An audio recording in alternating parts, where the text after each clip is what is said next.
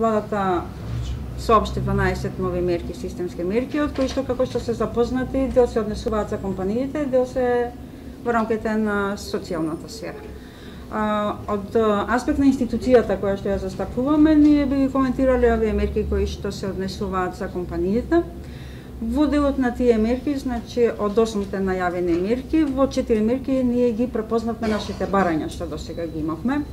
Како прво, тоа се 100 милиони евра од Европска инвестициона банка за субвенционирани кредити за инвестиции и за обртни средства, во кој дел оценуваме дека значаен дел ќе се искористи за обртни средства согласно субвенционираната камата, имајќи ја предвид високата неликвидност во македонското стопанство.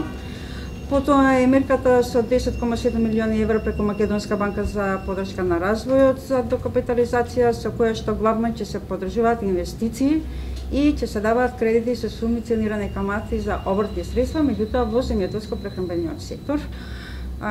Тоа е наше барање од Сдруженијето за земјоделство и прехранбена индустрија, почитувајќи го сезонскиот карактер на земјоделското производство. Таа е мерка што одамна ја бараме, затоа што не е седно да се откупи една реколта за 1 месец, за 2 месеца, каде што стварно обртните средства беа проблем. Така да таа мерка е реализација на тоа наше барање.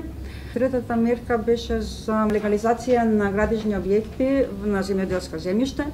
Тоа барање беше одамна од групацијата за оранжериско производство, со која што мерка во времето кога биле тие градени биле легални во рамките на земјоделско-индустријските комбинати, меѓутоа кога се приватизира и кога требаше да се легализираат, тие немаат документи со што требаше да се легализираат. Значи тоа е третото реализирано наше барање преку таа мерка.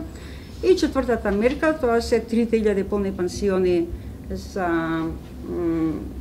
3000 деца од сиромашните семејства, што цениме дека соодветно ќе се зголемат активностите во туристичките острови.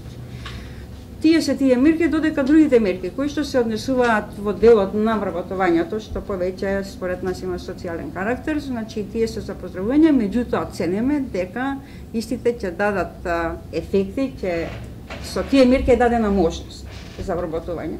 Меѓутоа тоа ќе се реализира исклучиво во зависност од колку ќе се зголемат економските активности. Затоа што 1000 нови вработувања за познат работодавач ќе се реализира исклучиво ако работодавачот има работи.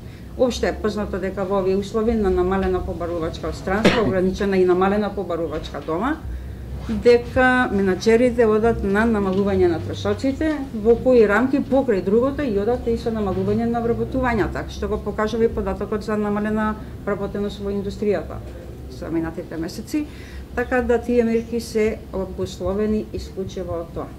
Во секој случај, ние натаму остануваме заради тоа на нашиот одамна промовиран проект 3И, инвестиции, инфраструктура и извоз, и ќе искористиме соопштената можност дека владата припрема нов сет на мерки за кои што ќе доставиме наши предлози кои што ќе бидат утврдени на 7 јуни во Охрид, имаме управен одбор, така да ќе следат дополнителни предлози за кои што ќе бараме реализација од владата и за вас ќе бидат соопштени за да ве запознаеме.